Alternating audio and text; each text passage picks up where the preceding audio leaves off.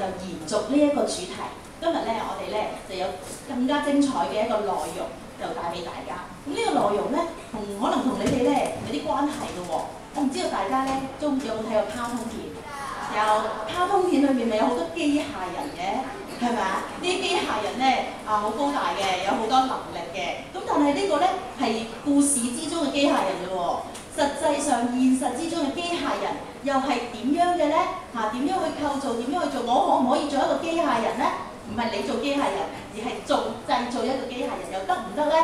咁今日咧，我哋呢個講座咧就分兩個部分嘅。咁第一個部分咧就係台上邊咧，陣間你會見到我哋初中嘅同學咁咧就係我哋機械人小組嘅同學咧，會同大家分享咧當中佢哋整機械人同埋去出賽嘅一個心得啦。其次咧，我哋亦都邀請咗咧遠到香港而嚟嘅一個機械人專家咁咧佢就對機械人咧非常之有經驗嘅，就係翁永陽先生，陣間咧會同我哋分享嘅。咁事不宜遲咯，我哋就俾掌聲佢哋開始分享啦。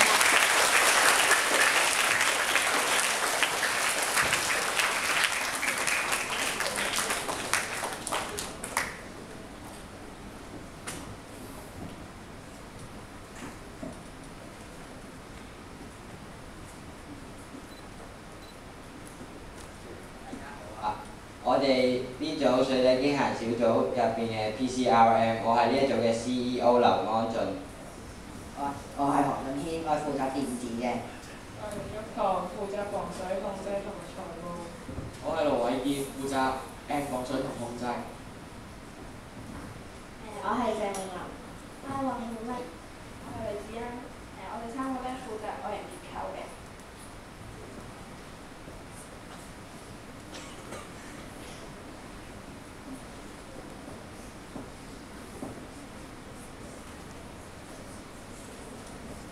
呢個就係我哋嘅水底機械人啦。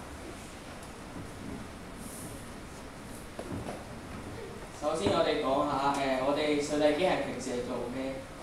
呢幅相就係我哋一開始介水會。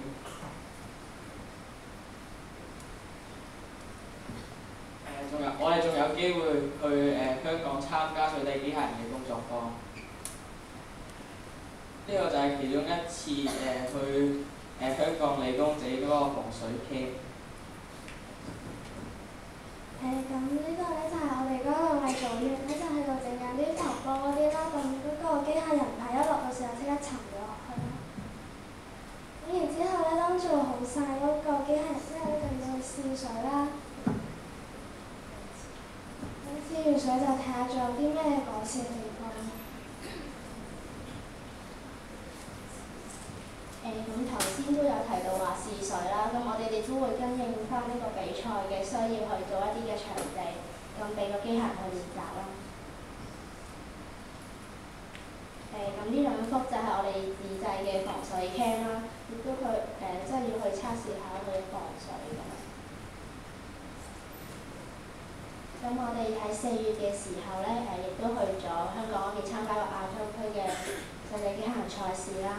咁去6月嘅時候，亦都會去美國嘅西雅圖嗰邊去參加決賽嘅。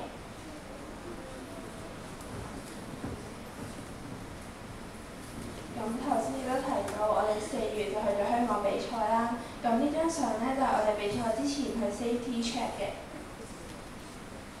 咁 safety check 完之後咧，就由我哋嘅導師啦教我哋一啲比賽嘅技巧咯。咁呢個就係我哋比賽嘅情況啦。咁由於我哋比賽係唔可以望住部機械人嘅，咁就只可以望住部 cam 啦，即係望住部電腦啦。咁我哋比賽完之後就由我哋自己執好晒啲嘢啦。咁比賽完之後亦都有個閉幕禮啦，咁就由我哋嘅 CEO 去拎呢個證書。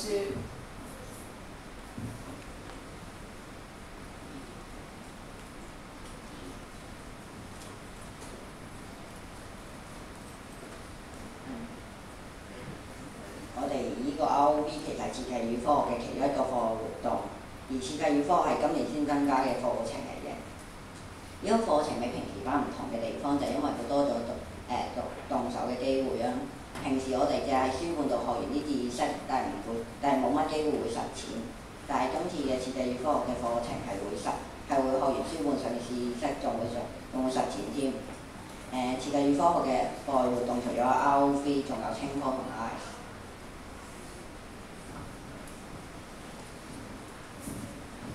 咁我哋喺設計與科學入邊咧做啲功課，做完之後咧就要測試啦。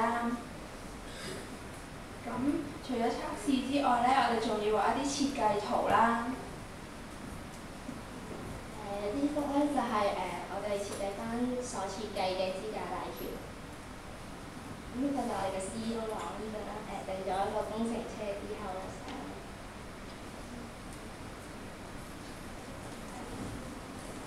當我哋初入到呢個小組嘅時候咧，我哋都覺得唔使咁認真，但後來先發現啲嘢要認真先會做得好嘅，亦都考驗咗你嘅耐性同埋毅力。由一部好細嘅機械開始做起，到要舉票，有 cam 有爪有推進器，可以去到香港比賽，都覺得好開心同埋滿足。我哋好多謝學校俾我哋咁多資源去整呢一部水底機械人，仲有好多謝柳 Sir 嚟到培正中學去教導我哋咁多課外嘅知識，仲有我哋都好多謝澳大嘅 Bottle Sir， 仲有梁 Sir 嚟到教導我哋。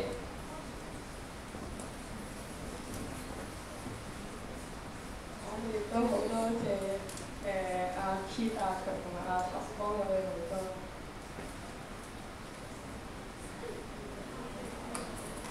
多謝大家。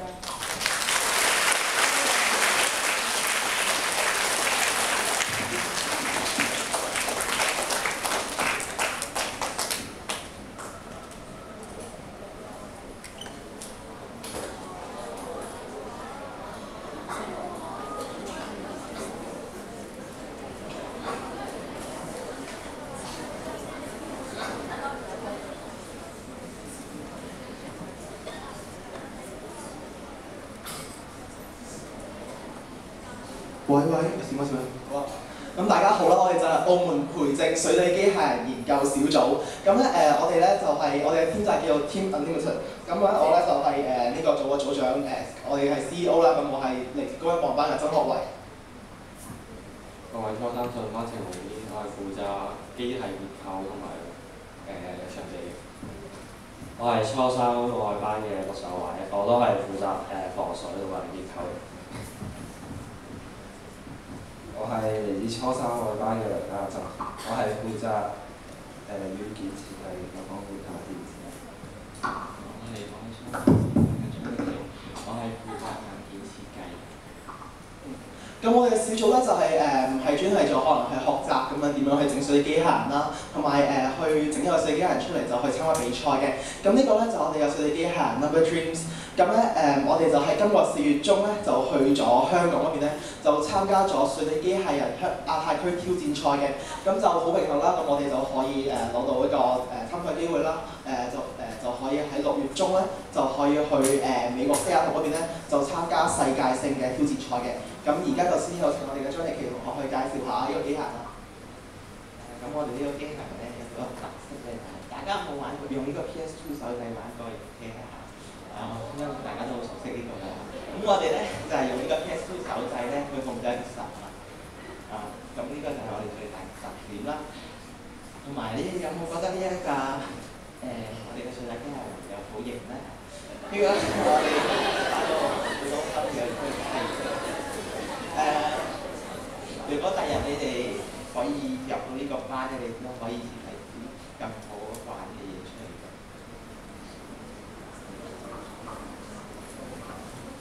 我覺得入咗個班之後咧，就學到好多嘢啦，因為我負責機械結構埋場地嘅，所以就學識咗用嗰啲機器邊就架啲膠板，然後手架啦，舒服好多。跟住之後仲有點樣用啲水管啊，睇翻個圖，跟住就配合翻。就睇翻佢發過大有過細咯，同埋咧就唔知應該用邊啲。咁我本身比較中意做啲動手能嘅嘢啦，咁我加入咗呢個班之後咧，都係負責啲結構嘅嘢啦。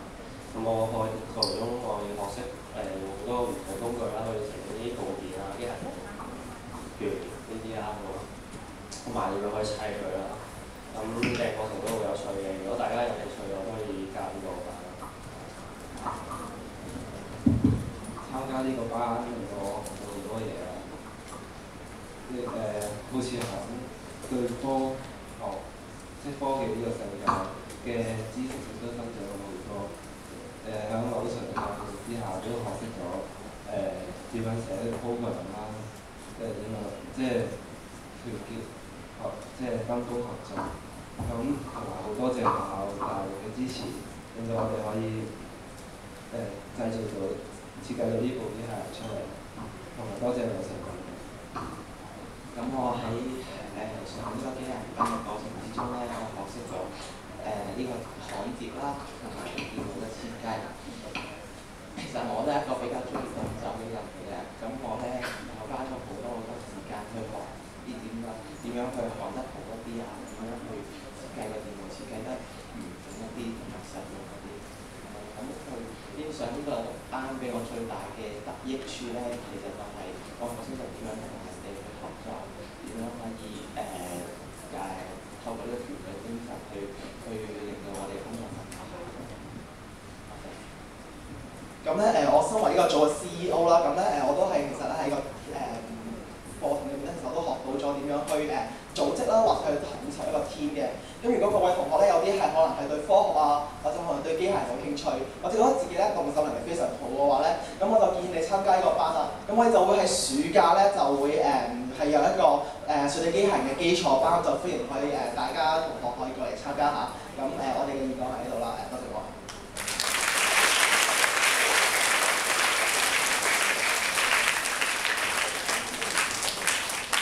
聽完同學嘅分享之後咧，搞到我都想做 CEO 啊嘛！同學咧嗰個機械人咧，我諗不但止佢機械人型啊嗬，嗰啲同學仔上完呢個班之後咧，就更加型啊嗬！咁你見到呢啲同學咧，雖然咧即係出嚟分享嘅時候咧，其實你可能會以為佢用咗係咪已經幾年嘅訓練啦？其實唔係喎，佢只係用咗1年嘅時間喺柳 Sir 嘅指導之下咧，就已經咧可以出去比賽啦，又可以設計一個機械人啦，係非常之不簡單嘅。咁接住落嚟嘅時間咧，我就要交俾咧我哋嘅機械人嘅專家啦，翁先生同我哋分享，俾啲掌聲。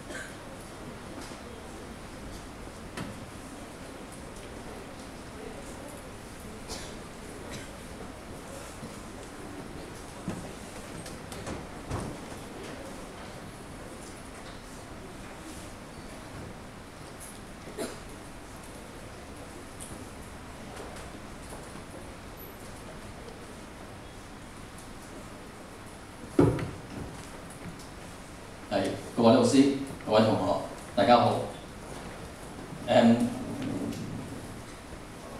我嚟自香港嘅阿 Keith，我嘅工作係我嚟設計機械人嘅。咁今日同大家分享一下製作機械人嘅心得。咁首先，我用我帶嚟嘅機械人同大家示範一下先。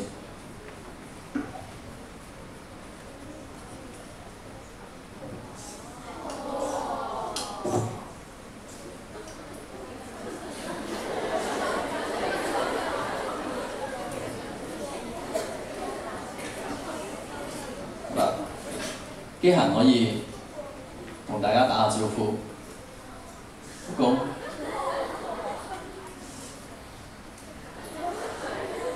嗱，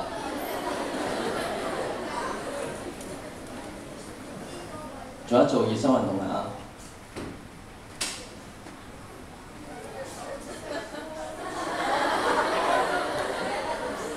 原來佢識打功夫喎。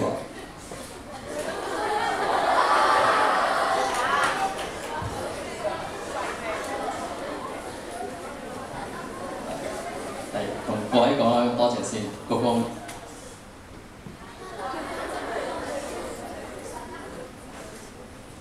好，多謝。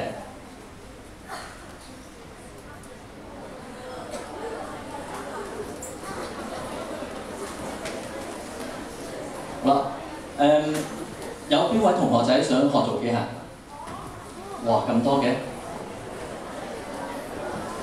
好啦，知唔知學習機械人其實係一種專門嘅知識？我哋首先要學咗設計啦、繪圖啦、電子啦、編程啦，同埋最後尾先至學製作嘅。當我哋學習機械人嘅時候，學習製作機械人嘅時候，其實我哋製作機械人一開始先係要做咗個設計先，進行設計。有好多朋友都會諗進行設計嘅時候，其實我哋會學做嗰個外形設計先嘅。咩叫外形設計呢？譬如學做高達，定係學做哆啦 A 夢，定係自己原創嘅設計？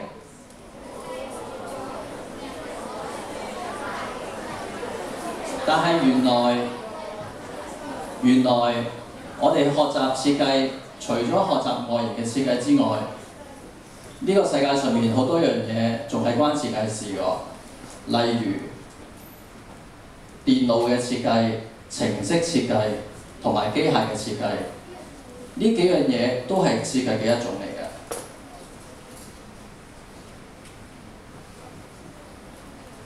但係喺我哋設計之前，我哋首先要知道我哋嘅機械人到底有啲咩功能，我哋先至可以再設計嘅。喺圖上邊有幾種嘅機械臂，佢哋嘅外形雖然係好相似，但係佢哋嘅功能係完全唔一樣嘅喎。例如醫療嘅機械臂啦，有好多針筒，可以做好多微細嘅動作，係愛嚟幫助醫治病人嘅。工業嘅機械臂可以愛嚟燒焊啦，又係有一啲重型嘅工具啦。太空嘅機械臂就譬如係喺太空上邊幫助太空人去建設太空站啦。佢哋雖然都係機械臂，但係個功能上邊係完全係唔一樣嘅。但係除咗呢幾種機械臂，世界上面仲有另外一種機械臂係非常之得意喎，大家可以睇一睇。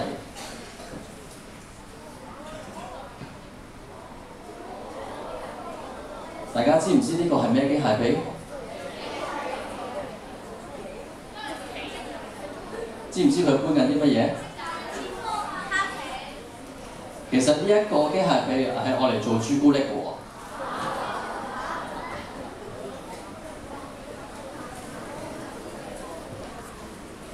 當我哋設計完之後，就會學習繪圖啦。喺好耐以前，設計家譬如好似達文西咁，佢哋嘅繪圖係原來係用手畫嘅喎，因為當時係冇電腦，所以佢哋會設計得好辛苦㗎。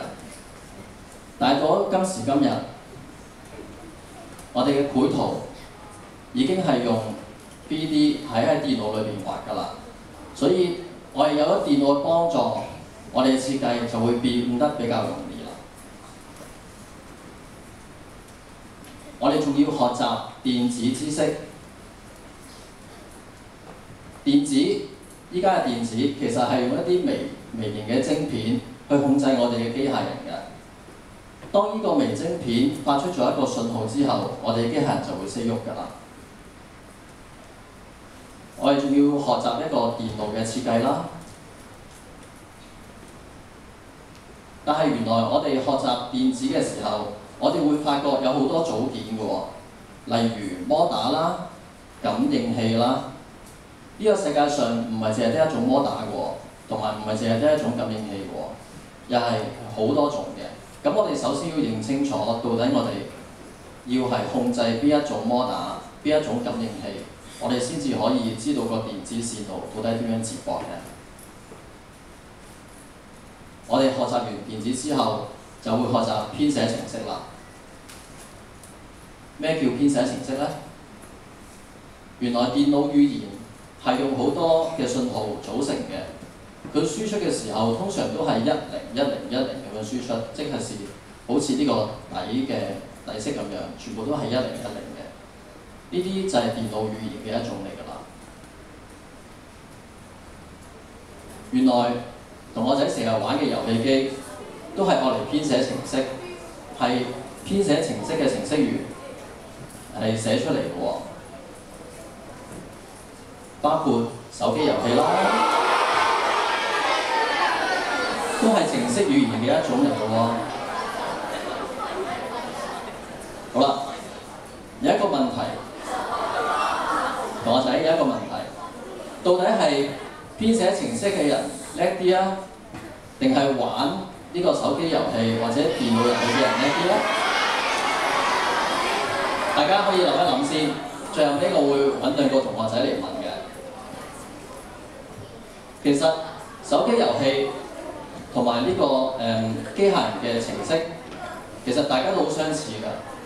一個手機嘅遊戲，我哋係控制一個虛擬嘅物件；機械人嘅程式，我哋控制一個真實嘅物件。只要我哋分清楚，到底我哋係控制緊虛擬嘅世界定係真實嘅世界，咁我哋就可以了解到機械人嘅程式㗎啦。製作零件啦，到最後，大家有冇玩過 LEGO？ 有冇砌過模型啊？其實我哋製作機械人零件嘅時候，我哋係可以喺砌 LEGO 同埋砌模型學習到嘅喎。只要大家不停咁累積你哋製作嘅經驗，就可以好簡單㗎啦。我哋仲要學習一啲特別嘅工具。當我哋學習呢啲工具嘅時候，希望各位同學仔可以向長輩學習一下，或者係問一問老師用呢啲工具嘅安全知識。到最後，希望各位都可以製作到你哋嘅機械人。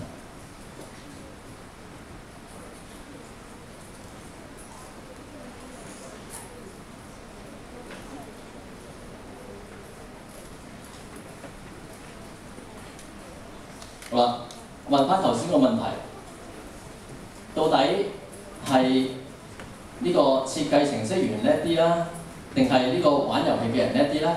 有冇邊位同學仔想答？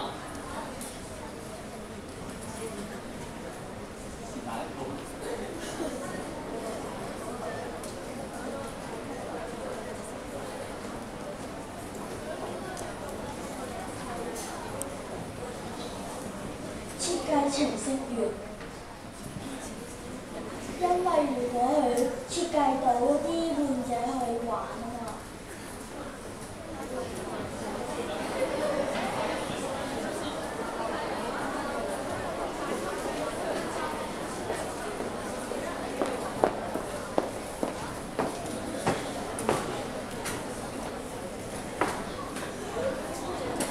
嗰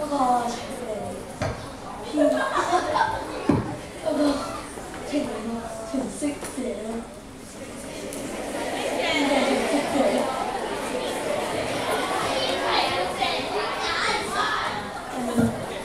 因為如果佢整到呢個遊戲咁樣，咪好聰明咯。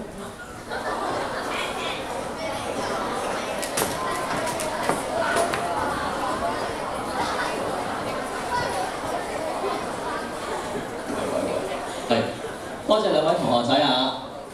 其實呢個問題呢，有啲朋友呢會答係一個程式者，有啲朋友呢會答係一個玩遊戲嘅人。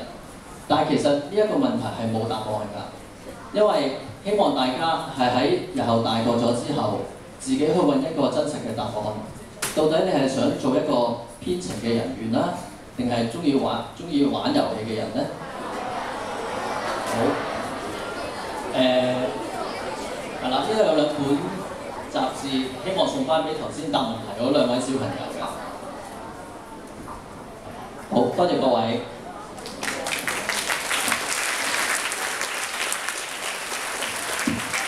我唔該，張先生。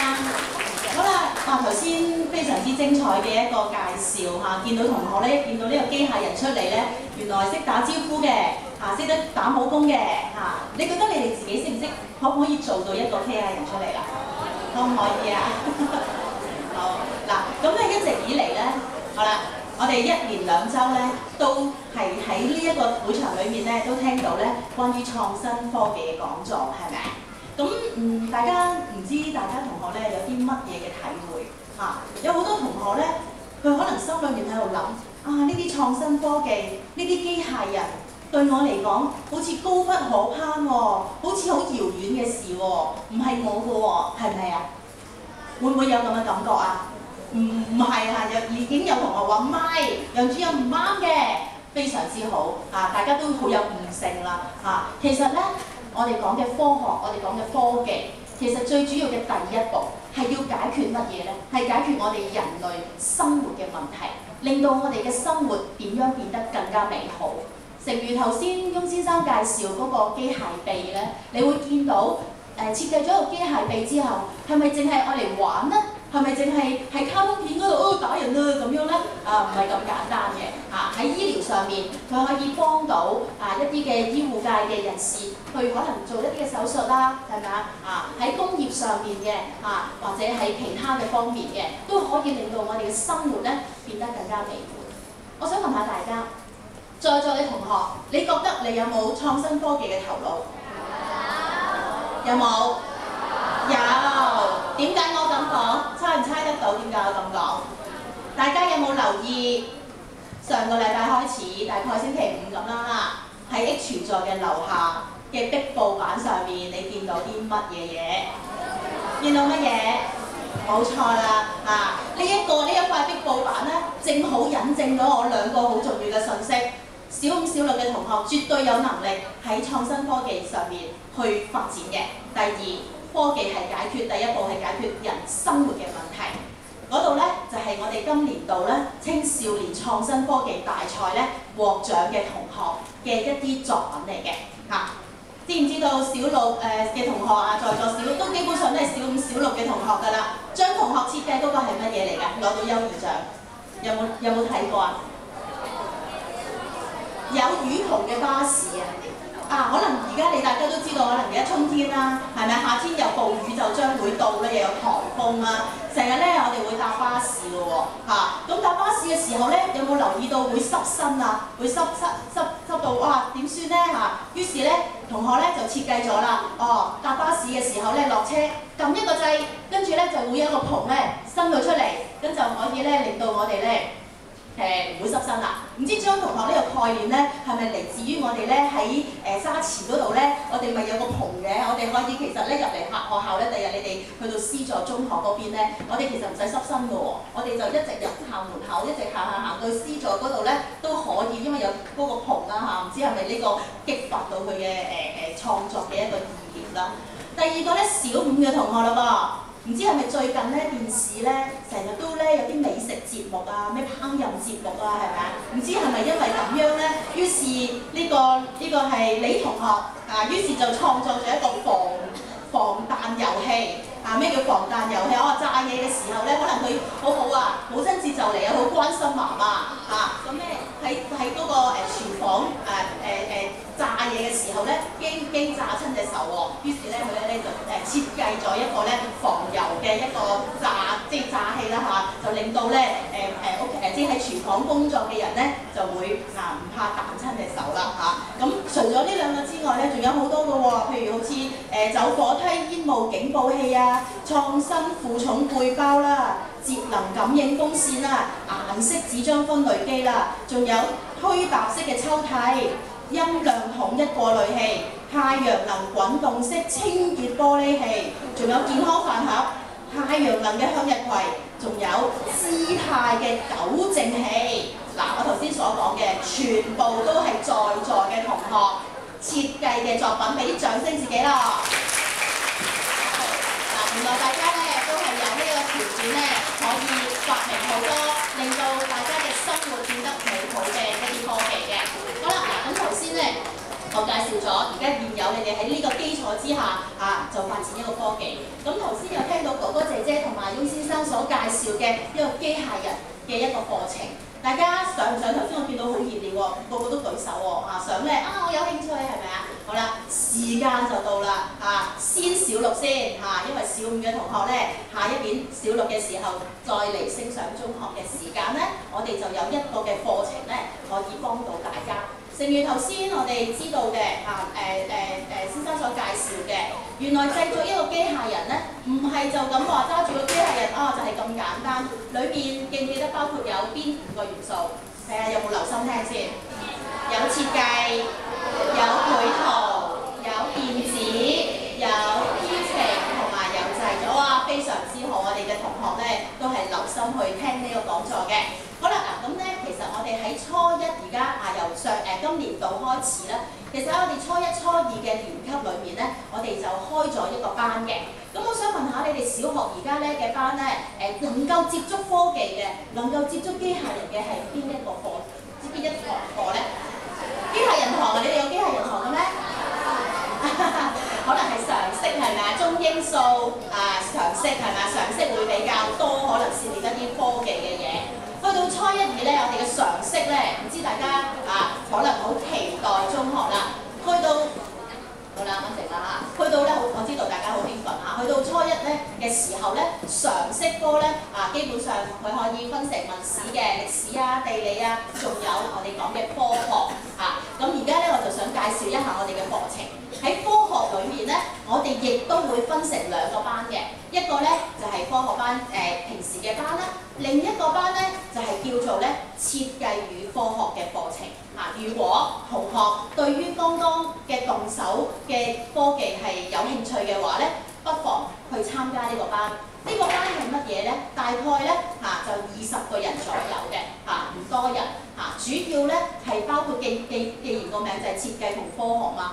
有設計嘅，我哋講有藝術嘅元素，有資訊科技嘅元素，當然亦都有科學嘅元素擺咗入去呢個班裏面就好似今年咧呢個班嘅頭先你見到第一批出嚟戰戰兢兢嗰啲同學咧，咪喺度分享嘅係咪啊？佢好驚佢哋就係今年度咧嘅一個呢個班嘅同學咧，佢由一個好少嘅零件開始，慢慢就將我都有睇過同學嘅製成品，亦都會搬過課一個好少嘅零件，慢慢做咗一個咧可以行嘅可以跑嘅一個機械人從而咧如果再有興趣嘅話咧，其實就係可以咧去到呢一個機械人班去到高班啲嘅時候，就見到高班嘅同學咁就有一個機械人小組咧嚟俾同學咧去發展嘅。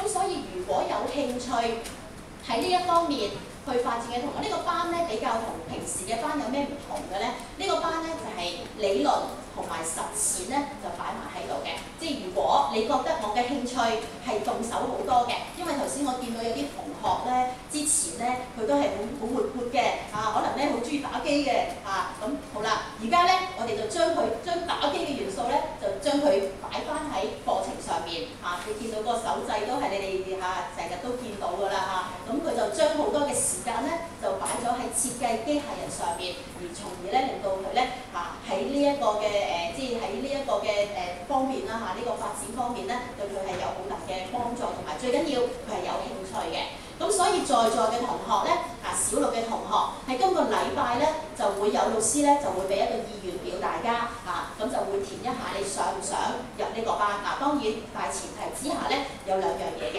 頭先你都見到好美好嘅好得意好有趣嘅一面啦，係咪？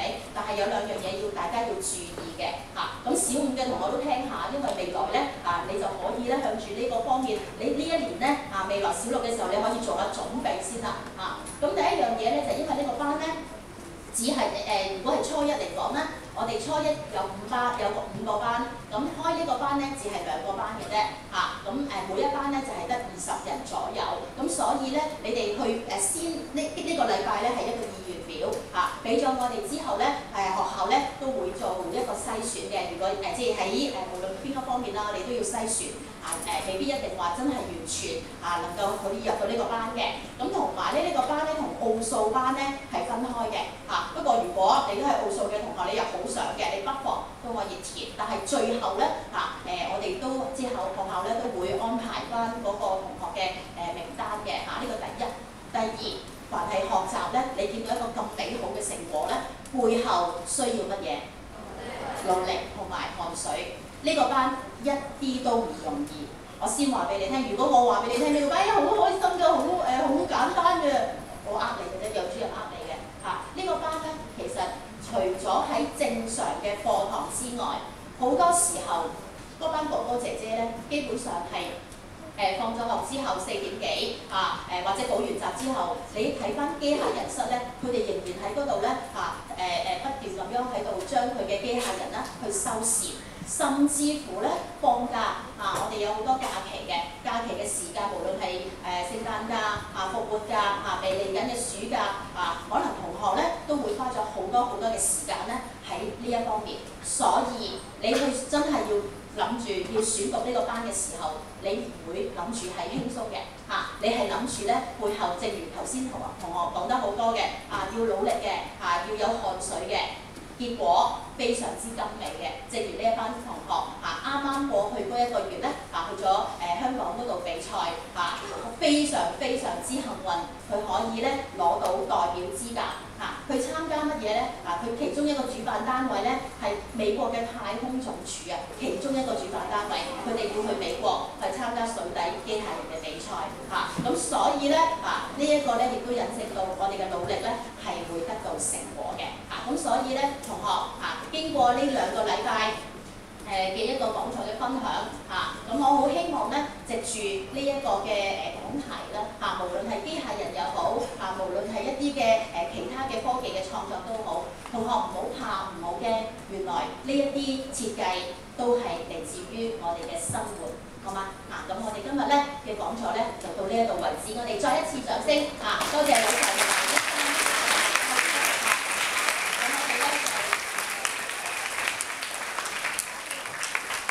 表演嘅同學留低下，俾我個同學先離開先。